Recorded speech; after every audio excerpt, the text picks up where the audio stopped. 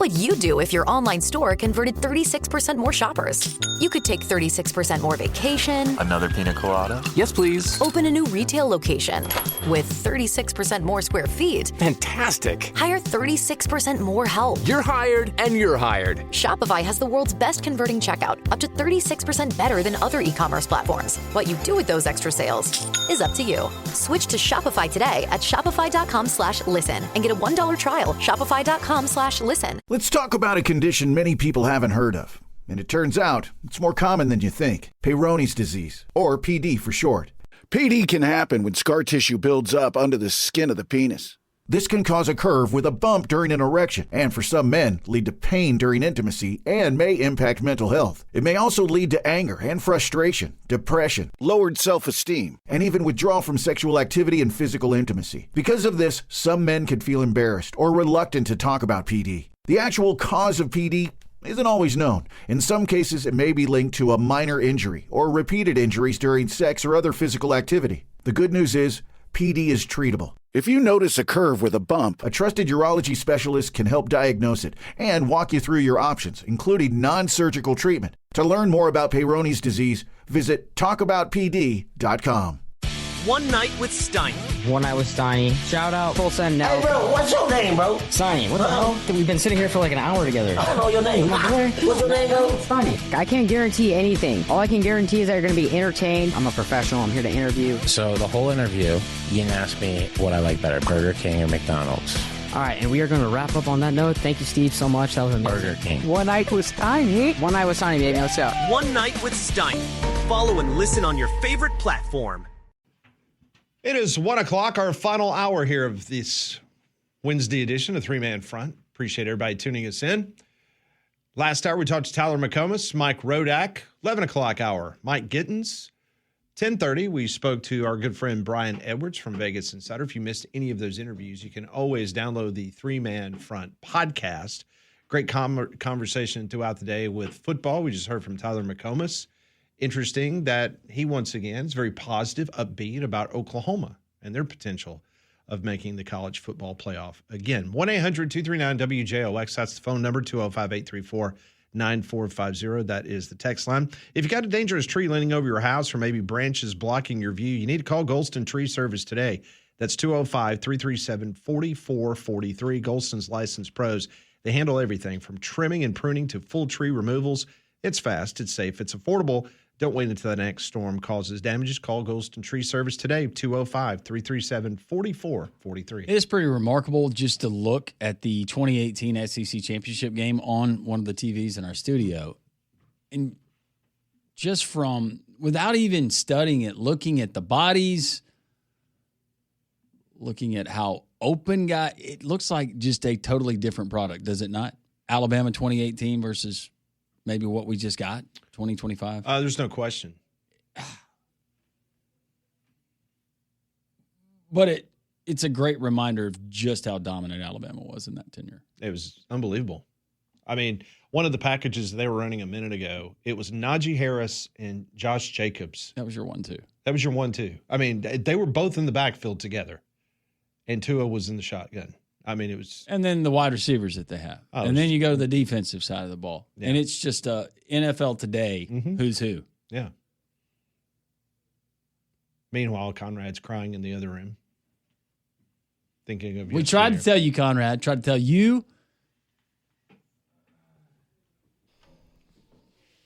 And so many others that it would end. I think it's best that he's not in here right now. Yeah. Yeah, he would be getting ticked off while watching that. I've got Alabama in that game. It had a little drama there in the back end. I've got faith. A little bit of drama. That's going to be the second half of the movie one day, whenever they make that. Yeah.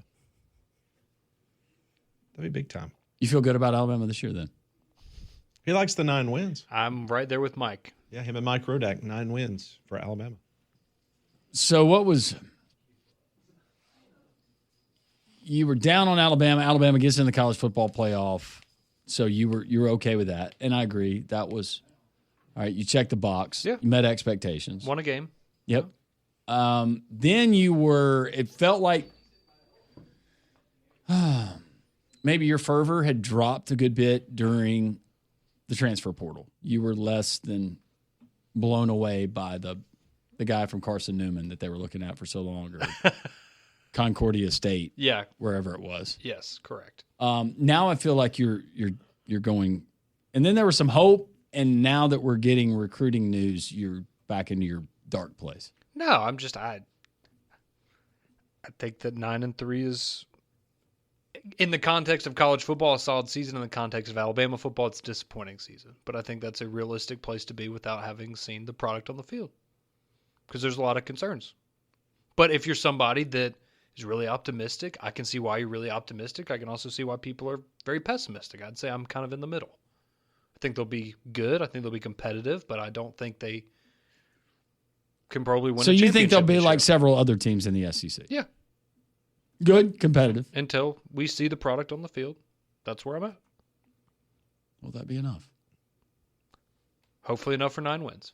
Well, hopefully enough for 10 wins, but we'll see. Or to prompt somebody to write a big old check. It's going to be a big check. I don't think that check's going to be written for a couple of years.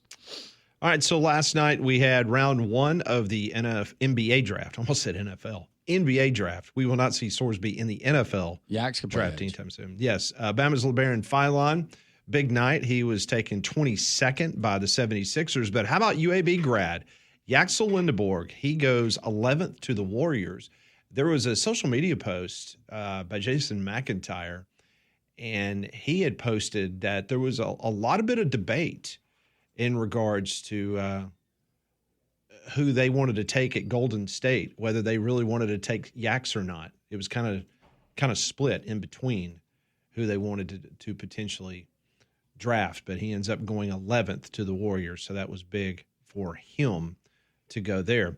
The NCAA, they are wrapping up their D1 council meeting as we speak. We got news yesterday that they will officially adopt the age-based eligibility structure, giving players 5 years to play 5 seasons from either when they enroll or from the season when they turn 19. Existing players are still protected under the old rules, including 25-year-old Alabama kicker Lorcan Quinn and 7th-year defensive lineman Kendrick Bingley-Jones and Jamarian Latham. So those are some names to keep your eye on if this thing passes. NFLs, we talked about yesterday, good details that they will not have a supplemental draft, meaning Texas Tech quarterback Brendan Sorsby will not be eligible to enter the league in 2026. Sorsby will be eligible to enter the 2027 NFL draft. Very fascinating listening to a lot of different opinions. Sorsby's attorney, he goes scorched earth yesterday afternoon. It's kind of funny to me, Conrad, how they said that they're going to sue and go to court to try to stop the NFL because they violated the collective bargaining agreement. Well, where did I miss that Brendan Sorsby is a member of the National Football League Players Association? Did I miss that part? No, you didn't. And that's just one of the many, I guess, humorous angles that you could take with the story as a whole. Because, yeah, I mean, that's a great point there, right? It's, okay, well, we think this is a violation of the CBA. Great. Well, the collective bargaining agreement pertains to NFL players. He's not an NFL player. You're not a college football player or an NFL player at this point in time. Then you dig a little deeper. You find out that his attorney is somebody that's actually represented the NFL Players Association in the past. So he does have familiarity there, but it's just kind of funny how you've got the multiple sides of the coin there. But I personally really enjoyed, I think through all of the noise and all of the concerns that I'm sure Brendan Sorsby is very stressed out right now. Thought it was very nice of Mike Rapoli to go on Twitter yesterday and funny. Extend an invitation to Brendan Sorsby to join the Dallas Renegades. That was very nice. I would have been a little bit, happier if he had put the Houston Gamblers on there. Yes, so fitting. Yeah, so perfect. The T-shirts I would buy a T-shirt. Do we have the Schefter? What he said? Yes, we do. So Adam Schefter, who we all agree, one of the top NFL insiders. He went on his podcast last night, and he talked about Sorsby and talked about why Sorsby and the NFL could not come to terms. The league was unwilling to investigate the situation. The league didn't trust him and the situation. And the league, frankly, doesn't want any part of gambling. We've seen the league crack down on players who have placed bets, gambled, fantasy, DFS, whatever it may be. The league has no tolerance for people were involved in gambling. And it's also a perception thing. They don't want to be associated with somebody that's been gambling. So why, in the league's eyes, should the league make an exception for a player who is admitted to betting on his own team, even if he was in a dorm room while his team was playing on the road? The league isn't looking to bend rules and create space for a player who is admitted to something that the league frowns upon. I said it yesterday when this came out and that he was not going to be a part of a supplemental draft. To me, it just sounded like the NFL privately, they said, you know what? We're going to ban this guy for 1 year. We're just not going to have a supplemental draft. This is his punishment. 1 year. If you play nice, you don't have, fall back into your bad habits, maybe you'll be available in the 2027 NFL draft. But to me, it was the league saying, not happening. You broke all the ethics that we're trying to uphold here. We're done. Come back in a year. Well, it's up to Brendan Sorsby, whoever he's going to play for. If he wants to keep playing football, he's going to have to prove himself. So he's going to. It's on him to submit to the NFL. But I said it originally. Why would the NFL? The NFL is so big. Why would the NFL compromise what they stand for? How they're not for him publicly. They're not going to do it for him. They're not going to do it for a lot of guys. Yeah, it would be a different story if it was, somebody with the name and the brand and maybe the talent of like an Arch Manning or somebody like that, right? Like that's, somebody that you want to be a part of your league more so than somebody like Brendan Sorsby. I also think another part of it is... But there's no player with this background, Conrad, sorry to interrupt, but there's no player that they were going to allow. No, I agree with... Anybody. Yeah. No, I agree with that. But I also think with the NFL, right, they have a lot of great partnerships with these gambling services, with these casinos and things like that, and you want to preserve that image because the worst thing you can do, right, is give off the illusion that a game is fixed or a game is rigged. Or play into the funny narrative that you're scripting your season. Correct. And you want to maintain those relationships with those companies that are spending a lot of money on advertising the NFL product, and the last thing you're going to do is jeopardize that for anybody, let alone somebody like Brendan Sorsby. So they're protecting themselves, but they're also protecting their pocketbooks and the companies that they're in bed with. And speaking of integrity, a very interesting story came out this morning in the New York Times. And what's so weird about this is that the New York Times did a deep dive on Dianna Russini and some of the headlines that have come out about Russini, including her $800,000 a year contract, which is, wow. That's crazy in its own right. But New York Times, that owns The Athletic, did their own investigation of the situation with Dianna Russini. And I know many of you might not have access to behind the paywall, but I'm going to give you a couple of the highlights or lowlights, depending on which view you want to take on this, of Dianna Russini. As I mentioned, $800,000 a year, that was her salary at The Athletic. So as part of The Athletic's review of Dianna Russini, they looked into Dianna's involvement in a January 2025 article inside Mike Vrabel's Year Off, a 4,000-word article written by Zach Rosenblatt. Supposedly, Russini brokered the deal for this 4,000-word article. So basically, she was being the publicist for Mike Vrabel and got this article written. Members of Vrabel's Titans coaching staff, they were present when Russini and Vrabel was the night at the casino at the roulette table when all those pictures started coming out. So the Titans coaches knew all about Russini and Vrabel.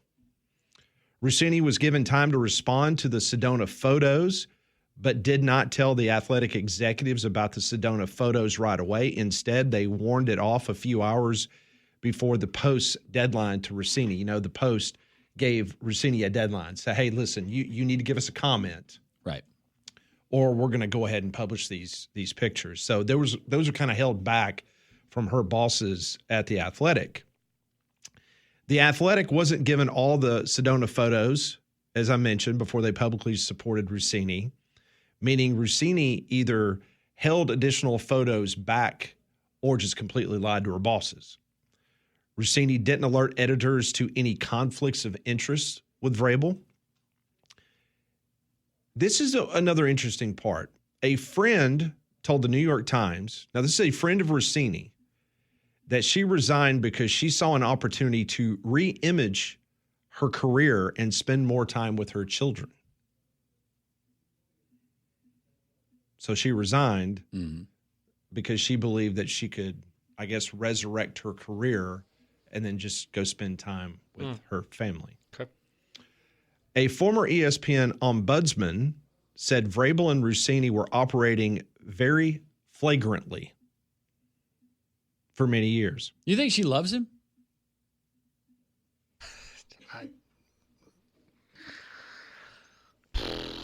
I don't know. That's a great question. So 2 weeks before the Sedona photos were taken, Russini used an interview she did with Vrabel as an example of getting a subject to open up in a room full of New York Times executives. She joked, "What is wrong with Vrabel? What is wrong with the Kraft family for hiring this man?" That's what she said to all the New York Times bosses when she was using it as an example of how, as a journalist, you get people to open up for interviews. Or if you want to relax as a speaker, they say imagine everyone in the audience naked. He didn't have to imagine. No. Russini told the Post that the Sedona trip was a girls' trip, but didn't provide any photos with any friends or receipts over the next couple days. So she had no proof whatsoever. Yeah, because it wasn't a girls' trip. Correct. And I really hope her husband was all up on this. So Russini and Vrabel, according to the New York Times, they worked together to coordinate their response about the photos. She was pulled over by a police officer for texting and driving. This is so good. And called the head coach of the cops' favorite team to get out of the ticket. It reminds me of Wimp with the paper picture. So it's an old play, but a good one. Yeah. So she calls Vrabel and says, "Hey, I'm about to get a ticket, honey, because I'm sitting here texting and driving. Would you mind talking to this officer and getting me out of the ticket?" So it was Vrabel? Oh, my gosh. Tighten up. New York Times also said it was the second time presently she got pulled over for texting and driving, and it was an abuse of professional access for personal gain. A friend also said Russini served as an unofficial advisor to Vrabel as he looked for a job the offseason after he was fired.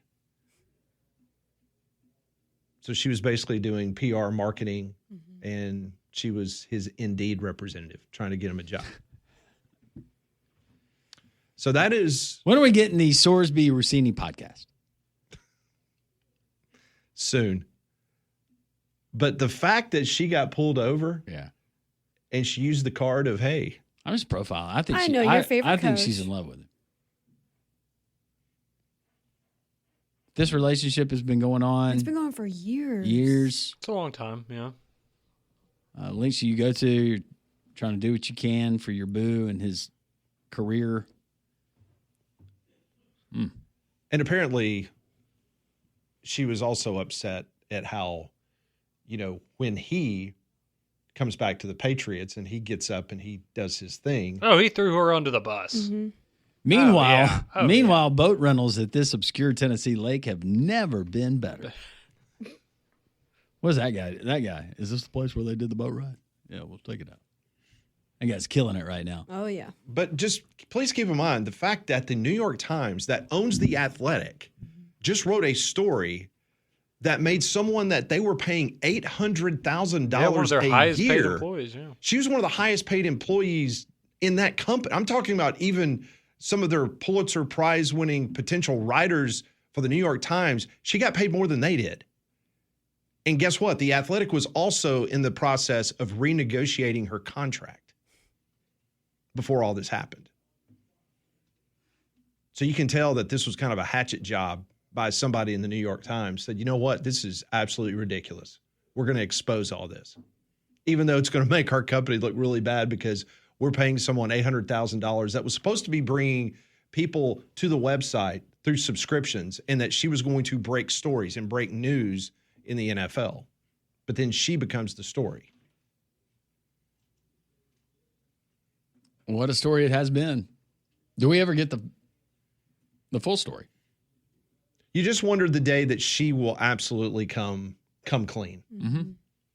And when she does that. Yeah. Better hope Vrabel wins a Lombardi in Foxborough. As long as he's winning there, I think that's the thing. He's fine. She's untouchable, I think, I would think most media entities right now.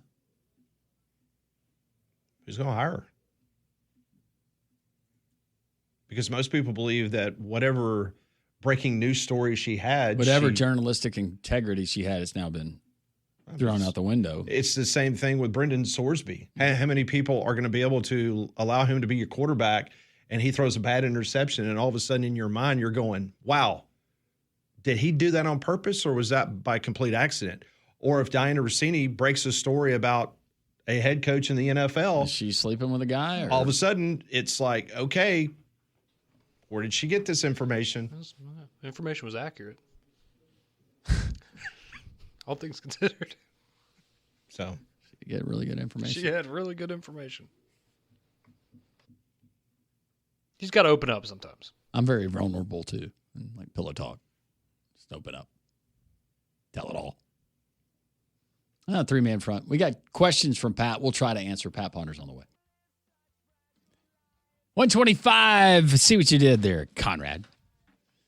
3-man front as we continue. More of your texts. And Pat Ponder's on the way momentarily. Well, summer is here, so whether it's date night or family time, everyone will love Big Whiskeys. They have a full menu that has something for everyone. They have a great outdoor patio and a great putting green with a game area, and it's wonderful for these summer evenings that we have. So go see them in their newest location off Highway 119 at 280 near Publix or in the Stadium Trace Village. The Atlanta Braves, they lose again last night to the San Diego Padres. Braves had built a 4-0 lead. The Padres come back to win. The Braves have now lost 6 straight to the Padres. They're in San Diego, but at least last night they scored some runs. Back at it tonight. You'll have the Thursday off day and try to get back on the winning side of things. But the Braves have been dreadful in the last, let's just say, almost 15 games. Even some of the games they've won have been really, really bad. That's your Braves report. So you mentioned that we've had this game on. Yes, it's 21-7. It's 21-7 Georgia. I will give you all of my life savings on Alabama coming back and winning that football game. I'll put it all on Alabama. I forgot that Alabama had 2 turnovers in the red zone. It's a terrible first half. I mean, Tua threw an interception on the end on the goal line, and Josh Jacobs fumbled on the 1-yard line going in. That's how good they were. You overcome those kind of mistakes. Yeah. I was never nervous in that game. You were like, we got Jalen Hurts on the sideline. We've got Mac Jones on the sideline. I mean, it's no big deal. You got 2 NFL All-Pro teams. Jake Fromm. What'd that guy ever win? I will say, going back to that game, there was definitely that feeling of like, this is just meant to be, right? With the way that the Tua thing had happened the year before, and then when Jalen came back in, you're like, it's like a destiny. It was a fate thing. Now you pray for 100 yards rushing on a Saturday. God, what does that look like? Isn't it crazy? What did they average, like 102 yards last year rushing? It used to be, how many mistakes can we make against a good team and still win a football game? That was entertaining. Now it's, can we get 100 yards? Just on the ground, 100 yards. Yeah. It's a little different now. That was a different day. Landrum, it's a different philosophy, a different mindset. You That's wouldn't right. understand it. It's an experimental. As long as all of these 3-stars, they project out like Josh Jacobs as a 3-star, then Mac Jones was a 3-star kid, if I remember correctly. Yeah. He was just a depth piece. Yeah. When he signed at Alabama. Mm-hmm. By the way, that ended up ruling it a touchdown. It was a fumble, but apparently Jacobs got the ball back and broke the plane. Yeah, he's a pro. It's a Ken Williamson game. So now it's 21-14. It's a Ken Williamson by the way, game. Alabama averaged 104 yards rushing a game. That's honestly more than I remembered.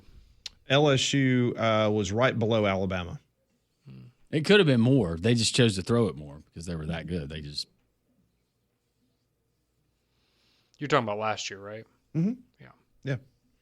LSU was dead last in the conference in rushing yards per game. Bama was next to last. So we were better running the football last year than we are recruiting right now. Correct. I just made someone really mad by saying that.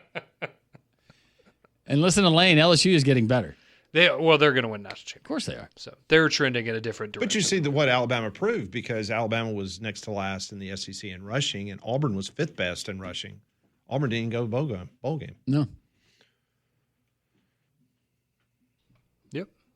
They also didn't get embarrassed in a bowl game. It doesn't matter how many yards you get, it's how many points you put up on the scoreboard. I've heard that is a good indicator of if you're going to win or not. It is. Scoring points. Yeah. I don't know if the same could be said for love. Probably want to have some different advice there. Maybe we work in reverse order. Rushing yards and then points when it comes to love. Points are important, but the process is very important as well. Process is very important. Yeah. Pat's got questions. We'll try to answer those questions. Pat Ponders on the way next on 3-Man Front. A mistake-riddled SEC championship game so far for Nick Saban and the Alabama Crimson Tide. Running into the kicker. Are you kidding me? That's Kamara. He was a ESPN top 100 player entering this season one year. Or was that Rodrigo Blankenship? Maybe it was Rodrigo Blankenship. Does he have the goggles on? Update on the SEC championship game from the 2018 season. Georgia leading Alabama 21-14, a minute to go in the second quarter. You know where Rodrigo lives now? Trustful. Correct. Oh, yeah, because he posts those videos of him training for the NFL. Coach Floyd had no idea. He didn't? No. It's like somebody said, hey, you realize Rodrigo's like doing TikToks out here on the field? And he goes, what? Yeah. I mean, he didn't care. No? It was, yeah, Rodrigo. Does he have some extra time to tutor one of your kickers? You guys got kickers this year? Now we got a few. Yeah. Okay. Might not be bad. He'd probably be willing to help out. But Alabama's still trailing and making all kinds of mistakes. But Conrad feels good about it. He bet the house on the second half. Yeah, you can bet the house. We're going to do this every day. Pat comes up with questions. We have no idea what they're going to be. It's a segment we like to call Pat Ponders. I want to know what you're thinking. Tell me what's on your mind. It's time for Pat Ponders. Okay, question number one. You're consulting Brendan Sorsby on his next steps to play in the NFL. What are you recommending for him to do between now and the draft in 2027? I think transparency. I think that obviously what you're doing with your mental health program and whatever that program looks like to make sure you're abstaining from gambling, but I would be transparent about it. I would open up my heart, and I think that people appreciate someone who owns up to their mistakes, and just share your heart. I think that's the best course of action here in the next calendar year for Brendan Sorsby and his future. Yeah, some form of community service, something like that, to get the public image out there that you're trying to use this as good for other people. But on the athletic side of things, I am not touching a football field until next April, because injury or the whole UFL conversation, like as fun as it would be to watch him play in the UFL, the reality is for Brendan Sorsby, if you go to the UFL and you are not the best quarterback that we've seen in the last 5 years of spring football leagues, you're going to damage your draft grade for the NFL draft. Because if you go out there with a bad offensive line or a bad receiver core or a bad offensive coordinator, it's only going to damage your stock. So I would train, do all that great stuff, do some community service, and suck it up till April. With that community service, and we've seen, past athletes and others do this, maybe not like a tour, but maybe just be open and honest and transparent about what happened and kind of use that as an opportunity for this to be a teaching lesson to other student athletes. Like maybe invite them to a couple of other campuses, be like, hey, this happened to me. You see how it's affected my career and my draft stock. Like, don't let my case affect you as well. Like, let me be an example for you in the future.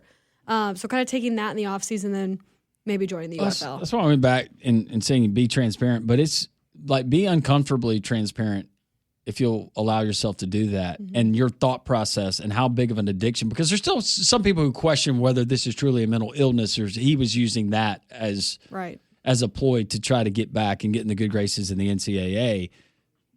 Walk people through that day of firing in 100 times on various things. Like how did that help you cope with things? I don't know if that ever helps him get on the NFL field, but I think that would help him moving forward, because where you are right now, I don't know what the financials look like. It's not a good situation. You squandered a lot of opportunities. All right, question number 2. I gave you guys a list of sporting events. If you'll look at your phone.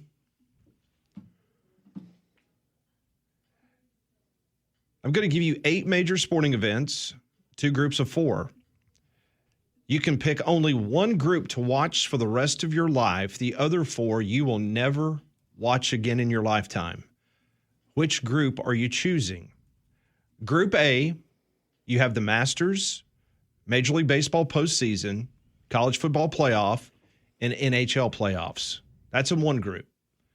The other group is NFL playoffs, March Madness, NBA playoffs, and World Cup.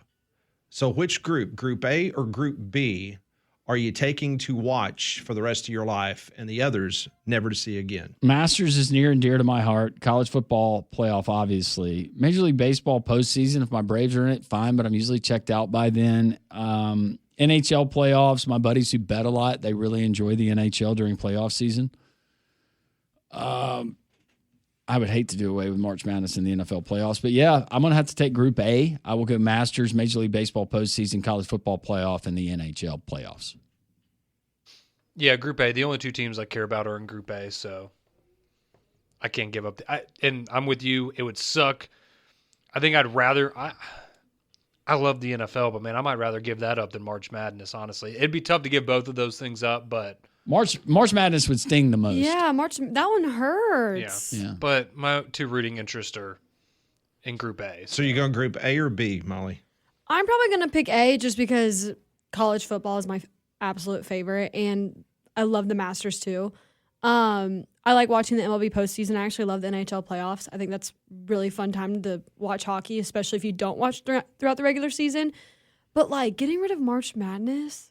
And the Super Bowl. That would sting, yeah. So I guess Group A. Yeah, World Cup, you only get that every so often. Yeah. I'm just going to rewatch this year's World Cup because we're taking it all the way. Question number 3. If you could pick one former Alabama player to deliver the game ball before kickoff in Tuscaloosa and one former Auburn player to do the same at Jordan-Hare, who are your choices?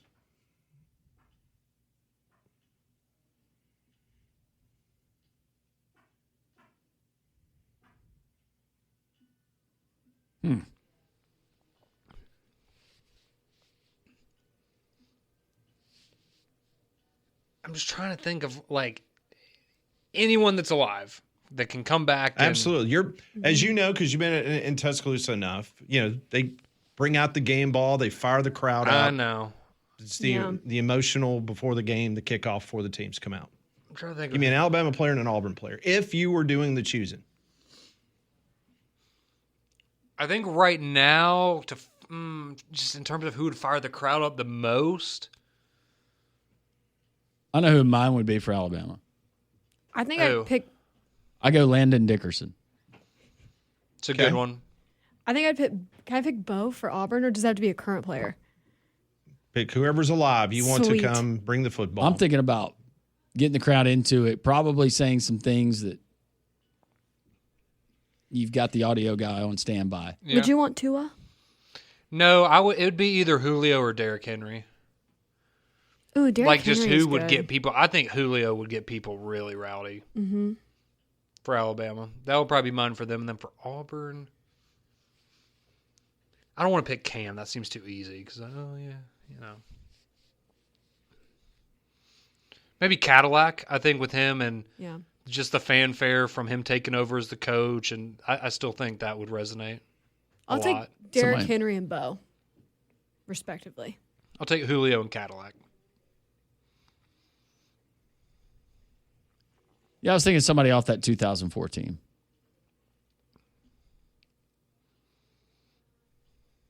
I'll go Ronnie Brown. Yeah. Who'd you say for Alabama? Landon Dickerson. Okay. I think that he could get you fired up. Oh, absolutely. Absolutely. Right before you kick it? Yeah. Question number 4. Signal and Slate Insights, a social media research company, recently detailed the most frequent physical location for social media consumption. The top location was on one's couch, followed by the bed, and third was during your commute to work. Work location was 4th, and in the bathroom rounded out the top 5. I thought that was going to be number 1 or 2, honestly. Yeah, it's number 5. What location do you consume the most of your social media? It would be in here. Yeah, I mean, at work. I think it would be in this room. It'd either be at work or in the morning when I wake up with coffee. Because I stay on our socials when I'm in here, and then when I get home, I'll like maybe check my phone on the couch. But overall, I'd say here. Couch, commode. Don't say church. I know. I'm very good. I don't get on my phone at church. Here, I guess. Actually, that's a lie. It would be here. I'm not on the toilet that much. But when I am on the toilet, 100% of the time I'm on social media, making sure I didn't miss anything. Do you ever find yourself sitting on the toilet longer than you were actually intended to be there because you're studying social media so much? A day or two ago, Paige at one point was like, "Are you okay? Like, why are you still in there?" I was like, "Oh, sorry, I was reading." I finished like 20 minutes ago. Yeah, I was reading an article. Then you got those red marks on your knees from where your elbows, have been posted up on your knees, and you got those. Like, ooh, I have been here for a minute. You know exactly what I'm talking about. Left foot starts going to sleep. Yeah, you know exactly what I'm talking about. Honey, what was that? Sorry, I couldn't feel my leg. Oh, those my knee pads. Yeah. What about you, Pat? It would definitely be my office. At home? Yes. Not here. Yeah. No, I'm not here in my office here enough. But no, it would definitely be there. Yeah, it did surprise me. I was like you. I did not believe that couch was number 1, but bathroom was number 5. And the phone's in so many different areas, but when you're trying to find a gas pump that's open and you go up there all occupied, and then you realize some people were never getting gas. They're just sitting in their phone. In the shade looking on their phones. One guy was asleep. No kidding. I had to wake him up out of a dead sleep, which is always a little bit tricky. I know how I am out of a dead sleep. But yeah, he was just taking a break. Like in his car at the gas pump, just sleeping. Which is really tough when you're about to run out of gas and there's no pumps open. But it's a good idea. Just go park in a broken car wash. Now, if I'm in a gas station bathroom, I'm not on my phone because I'm trying to get out of there as quickly as possible. But always take your phone in there just in case there's a situation you got to call 911. Yes. Yeah. All right, that's it. That's today's Pat Ponders. That's where most kidnappings occur. Truck stop bathrooms, Conrad. Really? No. I would have believed that. I sold it, though. I would have believed it. Yeah. The worst thing I've seen. We'll do it next. The worst thing that Conrad has seen coming up. Stark Exterminators, family owned for over 62 years. That's who we trust at the Roberts House. They can take care of you now. The warmer weather, the stinging, flying insects, the pests that can be inside of your house. Hopefully not, but they can actually end up on your family, biting, and then the itching, the scratching, all of that. It's just not fun. How about our friends at Stark? Right now, All of our great Jocks listeners, you call, set up the free home or business pest inspection, 855-START now. Go to StarkExterminators.com. When you do, one of their talented team members will come out to your home, assess the situation like Alex did at ours, tell us we're good to go, and then he will go outside the property, walk the perimeter. There's no stone unturned. They care about what they do. That's why they've been family-owned in business for over 62 years. Stark Exterminators, 855-START now, or go to StarkExterminators.com. When you do so, tell them Landrum from Three Man Front and Jocks sent you. Conrad sees good. He sees bad. Who knows what he's seen today? This is the worst thing that Conrad has seen. This is the worst thing I've seen. Been in quarantine, and I need to get out and party. Woo! What's better than beach and a few drinks and Jeeps? Man, getting better than that. Law enforcement's definitely made their visitability and made people chill out and not be as crazy. The cops are doing their job as long as they don't be mean to people who are actually being innocent. Then I'm all gravy, baby. All right, well, shout out to one of our wonderful listeners that actually shared this story with us earlier on in the program and said, man, this is a perfect fit for the worst thing that I've seen. So we're going to head on over to Charleston, South Carolina. And we're all familiar with the Citadel, right? The university and their football program. We've seen them here in the state before. Well, recently, construction workers were installing new drainage under part of the Citadel's Johnson Haygood Stadium when they uncovered roughly 50 grave sites featuring human remains under the stadium. So, according to this story, the college plans to exhume and re-enter the remains nearby on the south side of the stadium, based on some city ordinance from all the way back in 2004. Back in that year, so 22 years ago, more than 300 graves were uncovered near the athletic facility during another construction project. So the stadium was built for the Citadel back in 1927, so it's almost 100 years old, on top of Tower Hill Cemetery, where more than 26,000 people were buried between 1841 and 1927. Wow. That's pretty wild. So the stadium construction was halted back on May the 15th when the initial set of human remains were discovered. They then found up to 50 different grave sites under the location of the football facility, and certainly not something that a construction crew, hopefully they told them, like, hey, just so you know. And hopefully know the families, descendants of these folks, they know that their family members are buried there. I would hope so. So here's a little fun fact for you about Charleston. The story goes, the discovery of human remains is not uncommon in Charleston. 54,000 people have been buried in paupers' graves in successive public cemeteries between 1672 and 1927. So I guess if you live in Charleston, you just be finding bodies when you're digging in the ground. What if they find Jimmy Hoffa under there? Maybe so. It's a good question. But that is where's the Gravedigger play when you need it? Badoonch. Yeah. That was good. If you followed Citadel football, they don't have many of those plays. No, they don't. But they got a good conversation piece when your team's getting beat. Absolutely. 49-0 in the fourth quarter. You'd be like, yeah, well, there's 50 bodies underneath that field right there. How many you got? None. Well, thanks to our listener, though, for passing that along. That was very interesting. Yeah, thanks to all of our listeners, all your interaction. Appreciate all the text, all of our guests, Brian Edwards, Mike Gittins, Mike Rodak, Tyler McComas from the great state of Oklahoma. All of that found, Three Man Front Podcast, JocksFM.com. From all of us to all of you, have a wonderful rest of your Wednesday. Be safe out there, and always remember, God is great. Square up. Yo, what's going on, man? It's Andre Berto, two-time world champion. Today's guest, NFL legend, media mogul. What's up? Ocho Cinco. What's good, baby? We call them gym fighters. Yeah. These guys are in the gym, they can probably beat the hell out of any world champion you can think of. Yeah. When that bell rang, and them lights on, you got 10, 15,000 watching. When I stepped in that ring, I think boxing is becoming great again. Square up. Follow and listen on your favorite platform. Let's go.